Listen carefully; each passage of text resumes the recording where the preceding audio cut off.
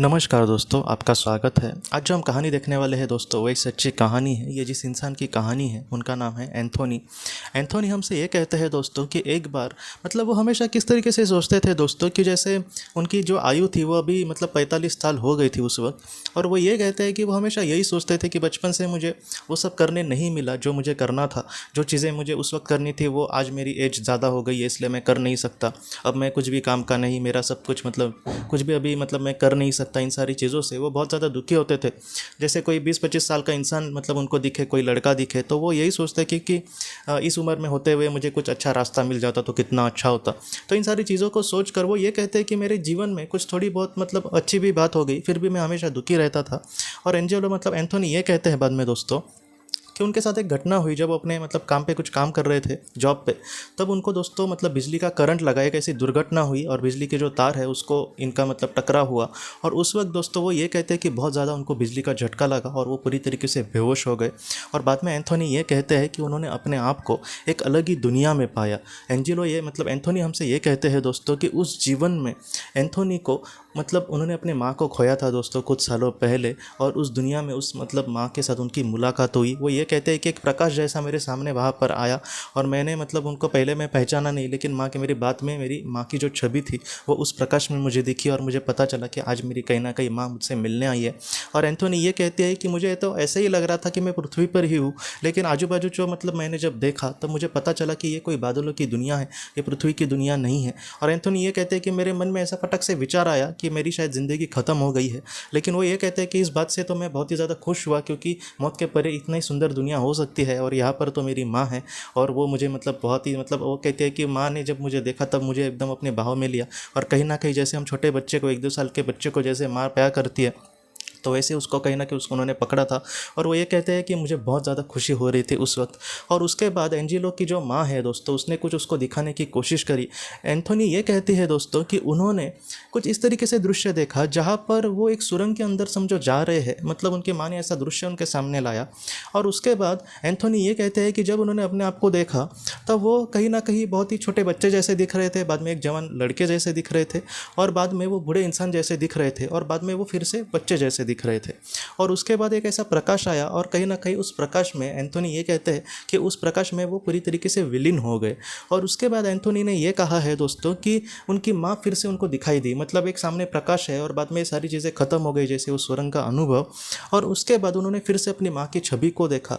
और एंथोनी ये कहते हैं कि जो चीज़ें शायद उसको शब्दों में उसको कहना मुश्किल पड़ जाता, या फिर शब्दों में मैं भी ठीक से समझ नहीं पाता, ऐसी चीज़ों को उसने एक दृश्य से समझाया था।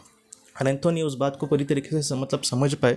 उनकी माँ ने उनको ये समझाने की कोशिश करी थी कि जैसे एक बच्चे का जन्म, एक जवान इंसान का जन्म, या फिर एक बूढ़े इंसान का जन्म, जो आत्मा है इन सारी चीज़ों में नहीं अटकती। आत्मा अपने कर्म अच्छे से करने की हमेशा कोशिश करती है। इसलिए तुम्हें भी अपनी एज को देखना नहीं चाहिए, तुम्हें अपने कर्म को देखना चाहिए। हो सकता है कि जो आने वाला पल है वो तुम्हारे जीवन का आखिरी पल हो या फिर आखिरी सेकंड हो, तो उस सेकंड में भी तुम जितना हो सके क्या करते हो, ये महत्वपूर्ण बात है। यहाँ पर बात ये नहीं है कि तुम्हारी उम्र कितनी हो गई है। तो एंथोनी को ऐसा नहीं समझना चाहिए कि वक्त चला गया है। आज कहीं ना कहीं कितने बड़े बड़े बुजुर्ग लोग भी कितना अच्छा काम कर रहे हैं। कभी कभी ऐसे भी लोग हैं कि जिन्होंने पृथ्वी पर बहुत ज़्यादा ज़िंदगी काटी, लेकिन अपने जीवन के आखिरी पड़ाव में उनको सक्सेस मिली। तो इसका ये नहीं है कि उनके पूरे जीवन को कुछ अर्थ ही नहीं था। इसका ये है कि उन्होंने जीवन के आखिरी तक हार नहीं मानी। तो इस तरीके से तुम्हें इंसान बनना चाहिए। और एंथोनी ये कहते हैं कि मैं इन बातों को बहुत ही अच्छे से समझ गया। और उसके बाद उनके माँ ने उनको ये कहा कि अब मुझे अभी अनुमति नहीं है कि मैं यहाँ पर रहूँ, और तुम्हें भी यहाँ पर, तुम्हारी आत्मा को भी फिलहाल अनुमति नहीं है। जब वक्त आएगा सारी चीज़ें तुम्हें क्लियरली पता चलेंगी, लेकिन तुम्हारे जीवन के लिए बहुत ही ज़्यादा जो महत्वपूर्ण बातें थी वो मैंने आज तुम्हें कहने की कोशिश करी है। तो इस तरीके से तुम्हें कर्म करके जीवन में आगे बढ़ना होगा। और एंथोनी ये कहते हैं कि उनकी बातों को मैं बहुत ही अच्छे से मान गया। और उसके बाद एंथोनी ये कहते हैं कि फिर से वो पृथ्वी पर चले आए। पृथ्वी पर आने के बाद उन्होंने अपने आप को अस्पताल में पाया। उनका जो क्रू था, उन्होंने उनके जो साथी थे काम करने वाले, उन्होंने उनको अस्पताल में लाया था। और तकरीबन उनके साथियों ने कहा कि 2 से 3 घंटे के बाद उनको ऐसे होश आया था और वो धीरे धीरे बाद में ठीक हो गए दोस्तों।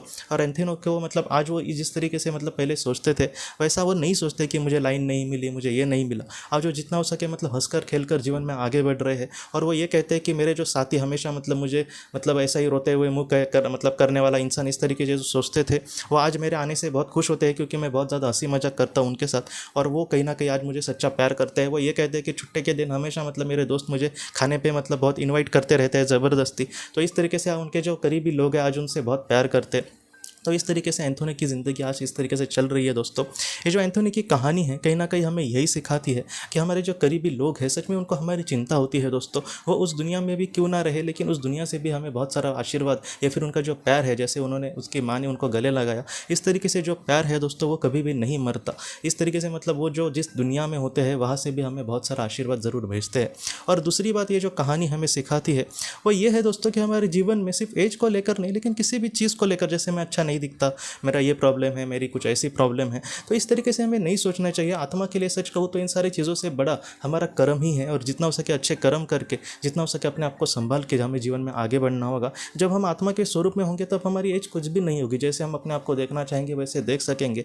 लेकिन फिलहाल का ये जो वक्त है वो उसके बारे में सोच कर दुखी होने का नहीं है। फिलहाल का ये जो वक्त है दोस्तों वो अपने कर्म करके जीवन में बहुत ही अच्छे से मैं आगे बढ़ूँ, मुझे लोगों के कुछ आशीर्वाद मिले, इस तरीके से मेरे कर्म हो। कम से कम आशीर्वाद नहीं मिले तो भी चलेगा, लेकिन किसी के बद्दुआएं मुझे ना मिले। तो इस तरीके से एक अच्छा इंसान, एक अच्छा मतलब आत्मा बन के ही हमें अपने जीवन में दोस्तों आगे बढ़ना होगा। तो दोस्तों हम अपने अगली वीडियो में किसी नए विषय को लेकर मिलेंगे। तब तक आप अपना, अपने परिवार का ख्याल रखना। आपका बहुत बहुत धन्यवाद। ज़िंदगी की रोशनी ये एक कंसल्टेंसी है जो ऐसे लोगों को मदद करने की कोशिश करती है जिन्होंने किसी अपने को खोया है, या फिर जो लोग अपने जीवन में बहुत ही ज़्यादा दुखी है। जो लोग इस संस्था के साथ जुड़ते हैं उन्हें पास्ट लाइफ रिग्रेशन की ऑडियोज़ भेजी जाएगी, जिससे घर बैठे वह पास्ट लाइफ रिग्रेशन का अभ्यास कर सकते हैं। और उन्हें 5 मेडिटेशन ध्यान की भी ऑडियोज़ भेजी जाएगी, और इसके साथ साथ उन्हें PDF किताबें भेजी जाएंगी जो हिंदी और अंग्रेज़ी में है, जो मोबाइल पर या फिर लैपटॉप पर आप उसे पढ़ सकते हैं। और 10 ऑडियो बुक्स भी आपको भेजी जाएंगी। तो दोस्तों अगर आप इस संस्था के साथ जुड़ना चाहते हैं तो कृपया इस नंबर पे व्हाट्सएप मैसेज करें। आपका बहुत बहुत धन्यवाद।